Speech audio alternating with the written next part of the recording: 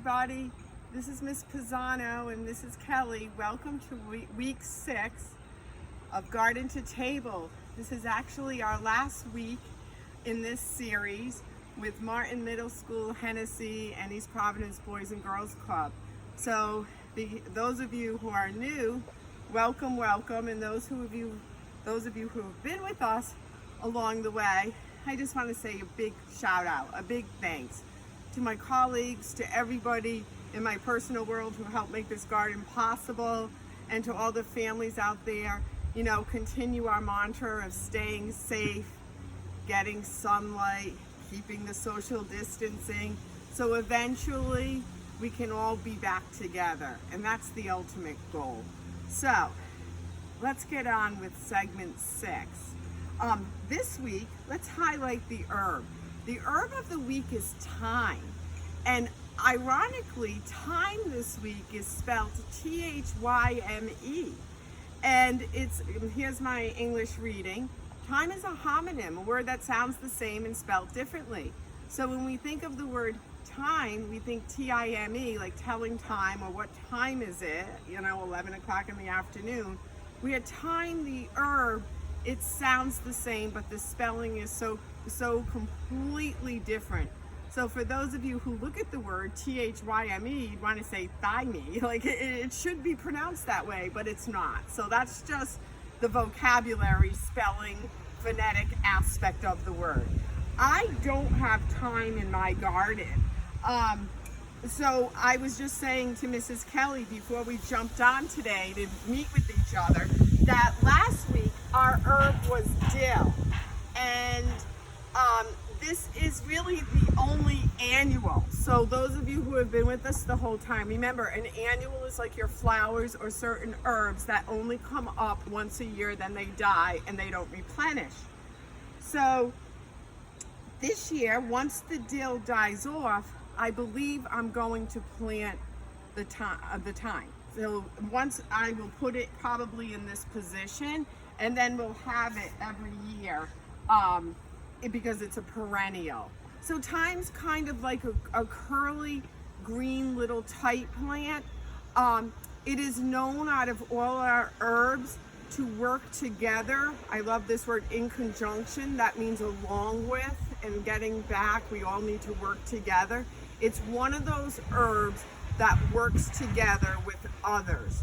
It's also known for its antiseptic qualities. So years ago, used as a medicine if you had all types of ailments or difficulties. So today, I know Mrs. Kelly is going to be doing a combination of rosemary, and these two usually go together if you're cooking in culinary, meaning kitchen cooking. So the thyme and the rosemary go together with our recipe today with vegetables. So that's what you'll be doing. Since this is our last day, and we hopefully maybe we'll see each other again at the onset of school, whatever that looks like, in the afternoon or distance, who knows, as long as we're all safe, we'd love to continue on. So today, we're not going to have a craft, but I'm going to supply those of you who have been part of our program a special treat for you in being a good gardener. So I thought we'd do a quick review of how to be a great gardener, and then we will also talk about caring for our plants in the future. So remember, anytime you're outside, I wear boots even though it's like 95 degrees. I kind of keep myself sunscreen, bug repellent, and covered. And anytime you go inside, you're washing your hands as always on top of it, but you're also checking yourself for little bites. You want to make sure that you haven't brought little insects in on you either. Okay? So our plants, now that we've come together, you have planted perhaps your pumpkin seeds you've planted. This is what we'll be focusing on if we even come together in September, but right now my job. So a lot of my squash are going to die out. Again, the dill is going to die out. My tomatoes behind me are going to die out because they're annuals. My mint, my lavender, they're going to stay. And my rosemary, they're going to keep replenishing year after year. Once the squash dies off, we keep seeing my pumpkin. Now, I talked to my dad today because he came and he harvested. That means picking your vegetables that have grown thus far. Like the tomatoes aren't quite yet ready yet, so we can't harvest. Those are kind of looking that way. But getting back, there were flowers on my pumpkin. And he says, yes, the plant will keep flowering till about September and October, and then you'll start to see the little initial gourd. That means like the little pumpkin, and then it'll fruit. So hopefully that happens with your plants as well. So moving forward, anything you've planted in your pots, anything you've planted in the ground, we've had an incredible, warm, sunny, beautiful summer, but you really have to be disciplined and water everybody, because all your hard work won't come back if you don't water the plants. Right now, Mother Nature, whatever, has blessed us with lots of sunshine this year, but truly all your hard work with your plants inside and out, continue to do in water, and then they'll come back year after year. So because this is our last day, I just wanted to end, again, the English and reading in me, with a little poem, head to heart, and just kind of like having mindful moments from day to day. And we've been on this journey together of creativity, creating a garden. Maybe you created some awesome plants in your new flower beds. Maybe you've added some of your culinary herbs and dried them. You made your satchels, your little containers from cool lavender last week. So as a parting gift, maybe you did your coloring. Again, later in this segment, we're going to come back on and definitely talk about the book. Your drawings, your creativity, what you've shared with us, with your stories, how you felt about what you've planted or tasted is above and beyond what Mrs. Kelly and I could ever imagine. It's wonderful, and we can't wait for that book to be finished, for you to have a copy and for us to share. So with that, let's end today with live creatively. To live creatively is to be active, inventive, and imaginative. Forge a new path. Be original and see the world in a new and improved light. Lead the way. So I'm a Martin Wildcat, and we're Martin Strong, and we stay strong, and our goal always is to support one another and be there for everybody. Thank you so much. Hope to see you all in September and real soon, and thanks for joining us. Peace. Be safe. Hi boys and girls, welcome back to Garden to Table. We are in week 6, our final week. I'm so sad, but I'm so thrilled that you've been joining us all along. Again, my name is Mrs. Kelly. So as always, I'm going to walk you through what we have for our materials, and then we can go ahead and get started. The very first thing that I did was preheat my oven. We are going to be cooking this week with the oven, so I preheated my oven to 400 degrees. And then now I'm going to wash my hands. Please make sure you are washing your hands. And please make sure, if you are using anything in your kitchen, whether it be utensils or cooking equipment, please make sure you are asking parents or adults permission, and make sure, if possible, to have an adult in the kitchen with you.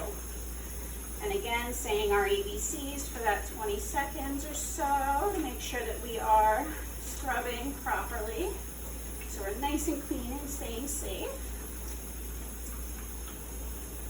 All right.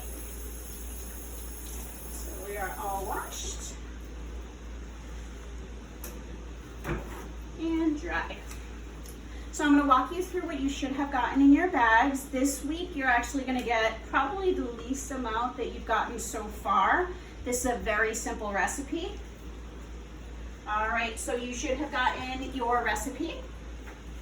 You should have gotten a bag full of small potatoes. You should have anywhere from 8 to 10 in your bag. You should have gotten 1 tablespoon of olive oil. And then you should have gotten 1 container, which actually holds all of your spices.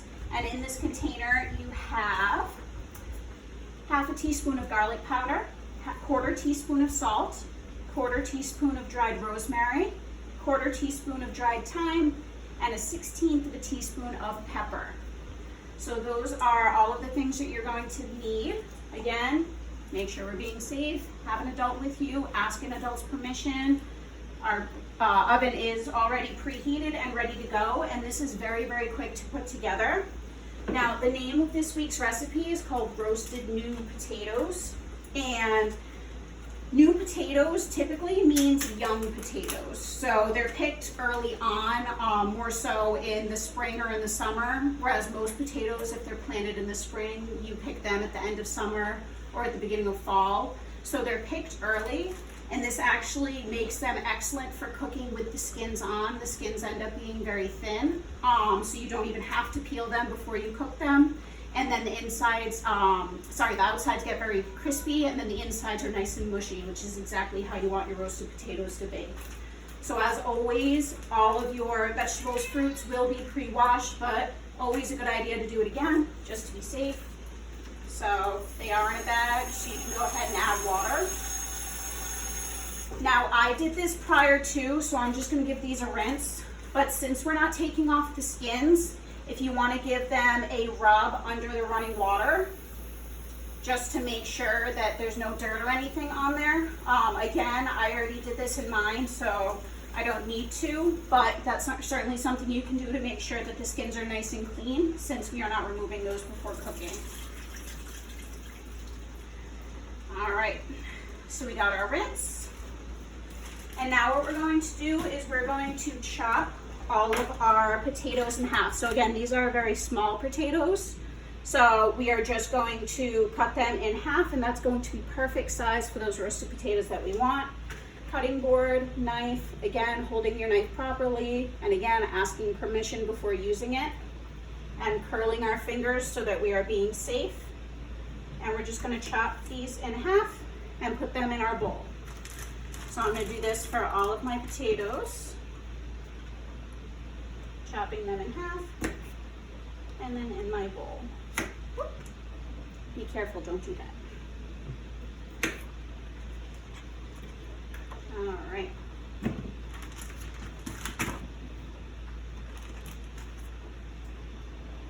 And just do one at a time. Be very, very careful. Take your time. It is not a race. Okay, again, this is very, very easy to prepare, so it's not something that you have to hurry up and do very, very quickly. It should only take about 5 minutes to get this recipe prepared before you put it in the oven. So absolutely no need to rush. Take your time and be safe.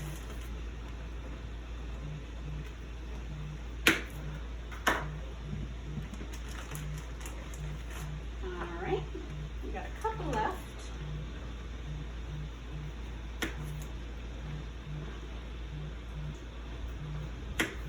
All right. So we're just gonna put our stuff in the sink. So you can see that I've got all of my potatoes halved now. The first thing I'm going to do is put in my olive oil. And olive oil is exactly as it sounds. It comes from olives. And the olive oil that we typically use most of the time either comes from green olives or it comes from a mixture of green and black olives. It's very, very rare that you'll get olive oil that is just from black olives. That's actually very hard to find. So you can see I just drizzled my olive oil over here. And what I'm gonna do, again, make sure you're keeping it on the counter, nice and firm so you don't drop it. But I'm just gonna coat my potatoes in that olive oil. And what that's gonna do is that's going to help them get nice and golden brown in the oven. And it's also going to help all of our delicious spices to cling to those potatoes. So we're nice and mixed together. You can see that they're all pretty evenly coated. Now we're going to add in our spices. And again, we've got garlic powder, which we used last week in our dill rice. We've got salt and pepper, which are very typical spices. Salt is actually one of the oldest and most popular seasonings that is used in all different kinds of foods. And then we've also got rosemary and thyme. Now, as you know, this rosemary is kind of taking us back to our first week when we did our strawberry rosemary yogurt pops. It can have a very strong flavor, but it's a very earthy, delicious flavor. And then thyme is actually our herb of the week this week. And thyme is a perennial, as most of our herbs are, which means it comes back every year. And it's also a relative of oregano. I'm just gonna stop for a sec just to let you know I am mixing all of those spices. I dropped it over the potatoes, and now I'm just mixing that in with my spoon. Again, make sure you're keeping your bowl on the counter. And thyme actually has very many disease-preventing qualities. It's excellent for your health, and it's packed with tons and tons of vitamins and minerals. So thyme is actually a very good seasoning to use regularly in your cooking, and it's going to make our potatoes taste fabulous. All right, so take a look at that. You can see that all of our potatoes are nice and evenly coated with our seasoning. The next thing we're going to do, we have our pan here, and we are going to just spread it over our pan. And what you're getting should give you about 2 servings of potatoes. So we're just gonna make sure those are pretty evenly spread out. And then, as always, using our oven mitt, even though the pan isn't hot to the touch yet, we wanna be super safe. So I'm gonna use the oven mitt to grab here. Again, we preheated to 400 degrees. And heat is going to come out when you do this. So when you open your oven, don't have your face very close. Take a step back, let the heat exit. And then once that's open, we can slide in our potatoes. And we're going to let those cook for about 30 minutes.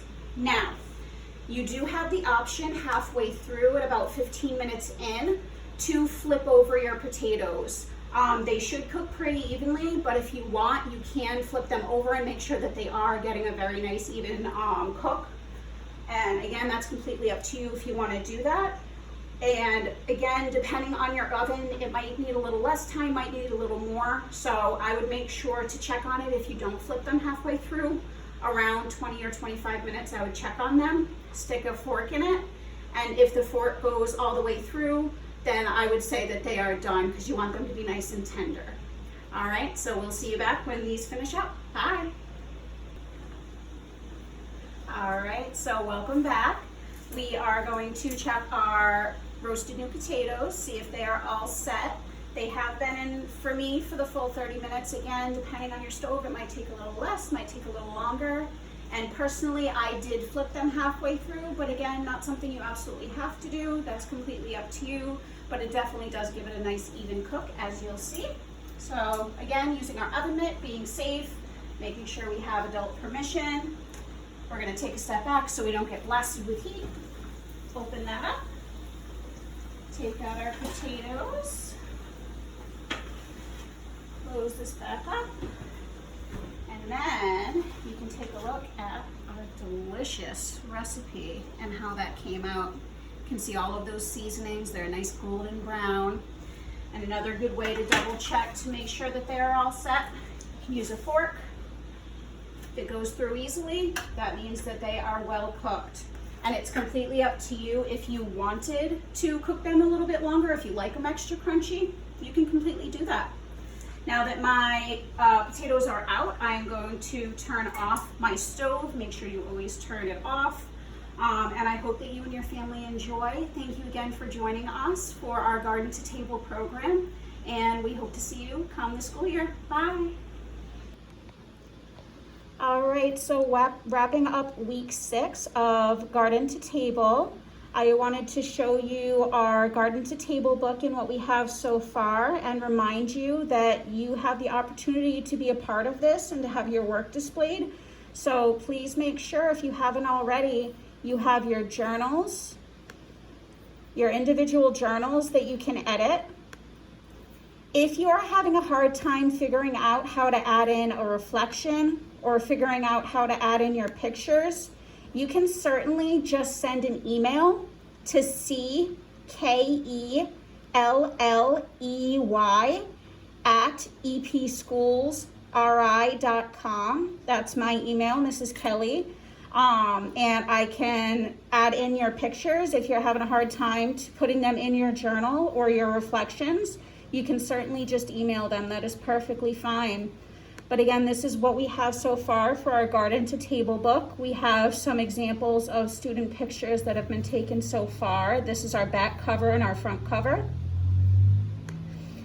We have a little dedication, and I just want to reiterate what Miss Holly said earlier, that we are so grateful to everyone for helping us to make this happen, and we are especially grateful to you guys, the students that have been doing this program with us and that have been participating and helping us to help you be better gardeners and cooks. And then you can see that we did each of our recipes and our herbs of the week. And some of this information here is actually from a student that did their own research on rosemary. So if you wanted to do your own research on any of the herbs, you can certainly send that information to us or put it in your journal, and we would be very happy to include that in the book. So we've got all 6 weeks of our recipes up. We just have to add in a bit more information about our herbs and pictures. And then something we also have is a testimonials page. So in their reflections, some of the students so far have been telling us what they think of the recipes and how they think that they tasted and how fun it was to make them. So if you want to provide us with that information as well, either through email or in your journals, we would love to have as many testimonial pages as possible telling us about how we felt about the different recipes that we did throughout the program. All right, so thank you again so much for everything. Reach out if you have any questions, and have a great week. Bye.